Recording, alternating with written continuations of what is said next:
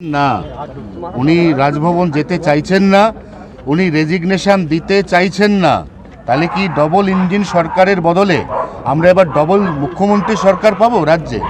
দু একদিনের মধ্যে ক্ষমতার নেশা কেটে গেলে চুপচাপ কালীঘাট চলে যাবে। এ পুরোনো অভ্যাস ওনার।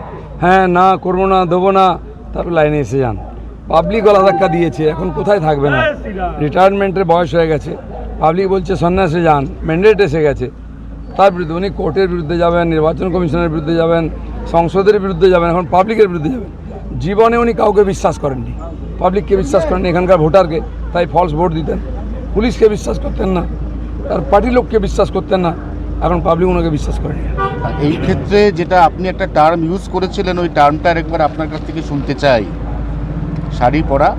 হ্যাঁ, শাড়ি পরা ডোনাল্ড ট্রাম্প তার একদম জীবন্ত নমুনা। আর আজ আমি বলিনি, 2 বছর আগে বলেছি যে ট্রাম্প যেদিন নাটক করছিলেন যে আমি ছাড়বো না, আমি হারিনি, লোকজনকে রাস্তায় নামিয়েছিলেন, সেদিন আমি বলেছিলাম আমাদের এখানে শাড়ি পরা ট্রাম্প আছেন, ইনি হারলেও ক্ষমতা ছাড়বেন না। দেখুন সেটা ঠিক হয়েছে, আর ওনার মতো ইনাকেও জিতে। 4 জনের নাম মুখ্যমন্ত্রী হিসেবে তীব্র জল্পনায় উঠে আসছে, তার মধ্যে আপনার নামটা আছে। যতক্ষণ না হচ্ছে আপনার নামটাও ঢুকিয়ে দিন, কিচ্ছু করেন না, জল্পনা করতে কি আছে, লটারি করব।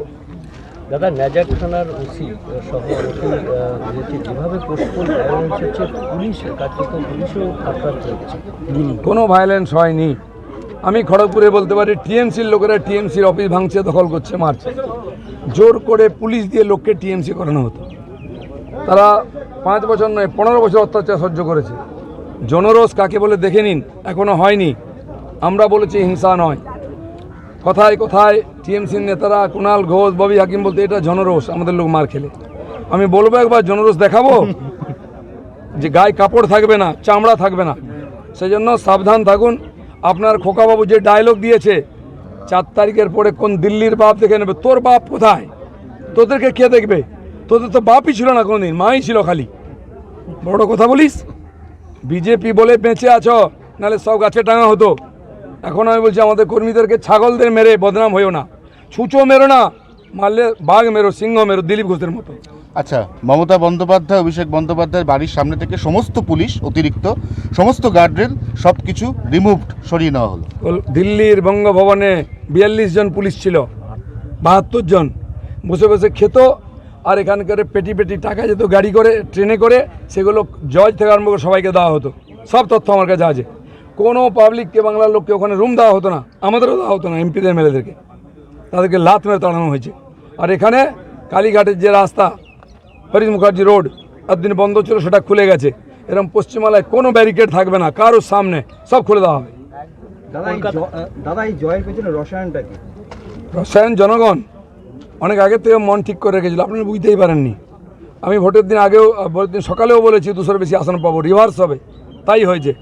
যে মানুষের সঙ্গে থাকে, মানুষের মনের কথা বোঝে, সে জানে মানুষ কত কষ্টে ছিল। এই মহিলাদের উপর অত্যাচার, এই লুটপাট, এমন কোনো বাংলায় মানুষ নেই যাকে লুট করা হয়নি, অত্যাচার করা হয়নি। সরকারি যোজনার টাকা থেকে আরম্ভ করে জমি, বাড়ি, দোকানপাট, সব জায়গায় লুট করা হতো। স্কুলে বাচ্চা ভর্তি করুন, পয়সা দিন। হসপিটালে বয়স্কদের ভর্তি করুন, টাকা দিন। এতে আপনি শ্মশানে যান, সেখানেও টাকা দিন। মানুষ যাবে কোথায়? তাই মানুষ এটা করতে বাধ্য হয়েছে। যেখানে কোনোদিন ভাবিনি জিতবো, সেটা জিতেছি। প্রথম সিট জিতলাম আমরা, কাঁদি, কোনোদিন আলোচনা করা হয়নি, কিন্তু জিতেছি। যখন জনতা জনার্দন খেপে যায়, এরমই করে। সেই জন্য মমতা ব্যানার্জি বুঝতে পেরেছেন জনতার মুড, চলে যান, নাহলে আপনাকে গলা ধাক্কা খেতে হবে। কলকাতায় কি শুনুন, কলকাতা নিউটাউনে গতকালকে একজন বিজেপি কর্মী পিটিয়ে মারা হলো, তৃণমূল কর্মীরা খুন করলো। সেই জন্য অভ্যাসটা পাল্টান। আমরা 300 জনকে মারার পরে চুপ করে আছি, কিন্তু যদি 1 to 2 করি, তাহলে কতটা লাশ পড়বে?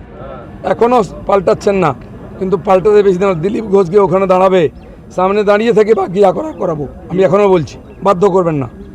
একটা যুদ্ধ শেষ, এবার পরবর্তী ভাবনা চিন্তা কি?